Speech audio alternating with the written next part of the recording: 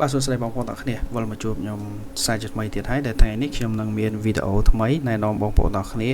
អំពីរបៀបក្នុងការស្នើសុំ Blue Verify មិនថា page មិនថា profile បាទអញ្ចឹងដើម្បីកុំឲ្យខាតពេកសូមចូលទៅមើលទាំងអស់គ្នាបាទជាដំបូងយើងចូលមកក្នុង Google មកហើយបន្ទាប់មកយើង search នៅកន្លែង search នេះមកយើងវាយពាក្យថា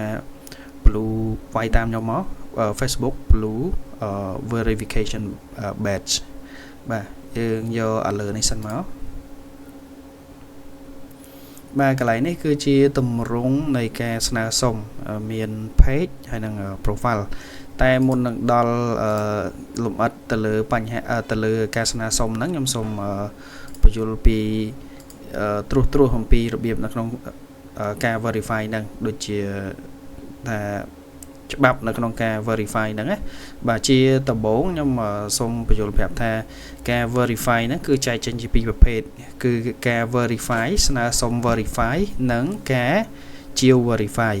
បាទការស្នើសុំ verify គឺវាខុសគ្នាទៅនឹងការជាវជាប្រចាំខែដូចជាការ verify គឺជាការស្នើសុំដោយអត់បានយើងអត់បាច់បង់លុយទៅឲ្យក្រុមហ៊ុន Meta ទេគឺយើងស្នើសុំហើយបើសិនជាក្រុមហ៊ុន Meta approve គឺ Blue Verify ហ្នឹងយើងអាចប្រើរហូតហ្មងប៉ុន្តែមានលក្ខខណ្ឌត្រង់ថាបើសិនជា page ឬក៏ profile យើងដូចជាមានអ្នក follower ច្រើនឬក៏យើងអាចថាជាបុគ្គលដែលល្បីឬក៏បុគ្គលដែល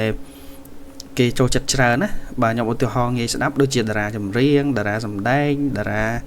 កំប្លែងតារាអីដែលមានអ្នកដែលគាត់មាន follower ច្រើនហើយមានអ្នកមើលវីដេអូរបស់គាត់ច្រើនអញ្ចឹងការស្នើសុំ verify ប្រភេទហ្នឹងគឺគេហៅថាការស្នើសុំតាមបែបផ្លូវការអញ្ចឹងគឺទាមទារឲ្យ page យើងហើយនឹងprofile យើងគឺអាចថាជាអ្នកល្បីល្បាញដែរហើយសួរថាតើ page តូចអាចស្នើសុំ Blue Verify នឹងបានអត់គឺចម្លើយគឺបានដោយសារអីដោយសារតែយើងមានរបៀបថាជា page ដែលល្អ page ត្រូវគោលការណ៍ page ដែលរបៀបថាជា page ដែលពិតប្រាកដជា page ដែលលក្ខណៈថា business ពិតប្រាកដគាត់មាន follower ពិតប្រាកដអត់ boost អត់ប្រើវិធីចាក់គេហៅថាចាក់ follower អីចឹងណាបាទអញ្ចឹងប្រភេទហ្នឹងគឺអាចស្នើសុំបានហើយប្រភេទទី2គឺការទិញ verify ក៏យើងបង់ជាប្រចាំខែអញ្ចឹងបានន័យថាអាហ្នឹងគឺងាយស្រួលត្រង់ថាយើងអាចបង់ប្រចាំខែមិនថា page មិនថា profile យើងអាចទិញបានបាទហើយចំណុចមួយទៀតដែលខ្ញុំបញ្ជាក់បងប្អូនទាំងអស់គ្នាគឺចំណុចកន្លែងនេះ two factor authentication បាទគឺកន្លែងនេះសំខាន់មែនទែនសម្រាប់ការ verify អញ្ចឹងបានន័យថាបើសិនជាយើង verify ហើយយើងអាចបានដាក់ two factor ទេវារបៀបថាវាអត់សូវជាមានសុវត្ថិភាពទេអញ្ចឹងគឺសំបីតែការ verify Facebook profile និង Facebook page ក៏ទាមទារឲ្យយើងត្រូវតែមាន two factor authentication ដែរបាទអញ្ចឹងខ្ញុំគិតថាបងប្អូនទាំងអស់គ្នាយល់ហើយកន្លែងហ្នឹងបាទអញ្ចឹងយើងវិលមកកន្លែងនេះវិញកន្លែងនេះខ្ញុំបានចុចពីដើមមកហើយអញ្ចឹងខ្លាចបងប្អូនអត់ទាន់អញ្ចឹងខ្ញុំលុបកន្លែងនេះហើយខ្ញុំនេះភាសាទៀតខ្ញុំចុចភាសាទៀតអញ្ចឹងយើងវាយមក Facebook Blue Verification Badge បាទចុចកន្លែងហ្នឹងមកបន្ទាប់មកខាងលើគេនេះបាទ Request a Blue Verification Badge ចុចលើហ្នឹងមកគឺវាចេញ form បែបនេះហើយបាទអញ្ចឹងសម្រាប់ខ្ញុំបញ្យល់ពីដើមហ្នឹងគឺបងប្អូនអាចយល់ខ្លះៗហើយតែpage ប្រភេទណាដែលអាចស្នើសុំ Blue Verify បានដោយមិនអស់លុយហើយ profile ប្រភេទណាដែលស្នើសុំដោយមិនអស់លុយដូចគ្នាបាទអញ្ចឹងនៅក្នុងហ្នឹងឧទាហរណ៍បើសិនជាខ្ញុំចង់request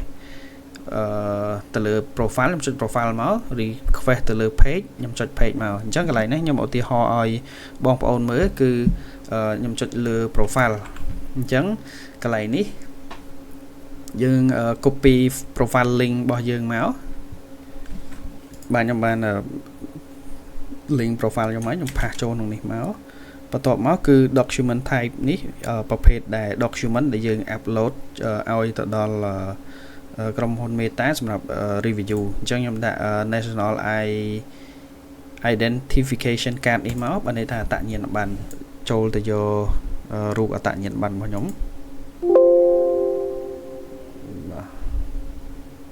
ចុច2 ដង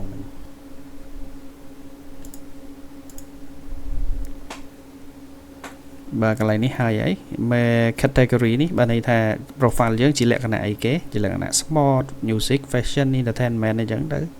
បាទពាក្យច្រើនគេដាក់ digital creator បាទកន្លែងនេះយើងយក digital creator មកហើយ country name យើងវាយ Cambodia ហើយចំពោះ audience នេះយើងដាក់ general people អីចឹងទៅអូខេហើយចំណុចកន្លែងនេះយើង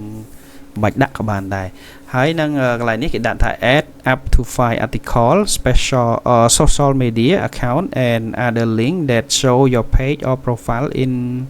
is in the public interest paid or promotion content won't be considered អញ្ចឹងកន្លែងនេះគេឲ្យយើង copy 5 link ដែលវីដេអូយើងផ្ទុះតែគាត់ថាដែលវីដេអូយើងល្បីល្បាញបាន view ច្រើនហើយมันបានធ្វើការ boost ទេអញ្ចឹងបើសិនជាយើងយក link យកវីដេអូដែលយើង boost យកមកដាក់ក្នុង link ហ្នឹងគឺគេអត់រាប់ថាជាវីដេអូដែលផ្ទុះដែលពេញនិយមទេអញ្ចឹងកន្លែងហ្នឹងយើងរកវីដេអូផ្ទាល់ខ្លួននៅក្នុង page យើងនៅក្នុង profile យើងថាតើវីដេអូទាំង5ចំណាត់ថ្នាក់លេខ5ដែលមាន view like share ច្រើនជាងគេយកមកដាក់ក្នុងប្រអប់ទាំង5នេះហើយបញ្ជាក់ម្ដងទៀតគឺវីដេអូទាំងអស់នោះគឺមិនមែនជាប្រភេទវីដេអូដែលយើងធ្វើការ boost ទេបាទអញ្ចឹងខ្ញុំចាប់ផ្ដើមផាស link ទាំង5របស់ខ្ញុំចូលបាទអូខេអញ្ចឹងឥឡូវខ្ញុំផាស link ទាំង5របស់ខ្ញុំបានចូលហើយខ្ញុំ scroll ទៅមើលម្ដងទៀតគីឡូខ្វះព័ត៌មានអីបាទ profile link upload រូបអត្តញ្ញាណប័ណ្ណជ្រើសរើស category ប្រទេសហើយនឹង audience របស់យើងអញ្ចឹង5 link នេះគឺខ្ញុំបានហើយបាទអញ្ចឹងកន្លែងនេះគ្រាន់តែយើងចុចថា send ទៅជាការស្រេច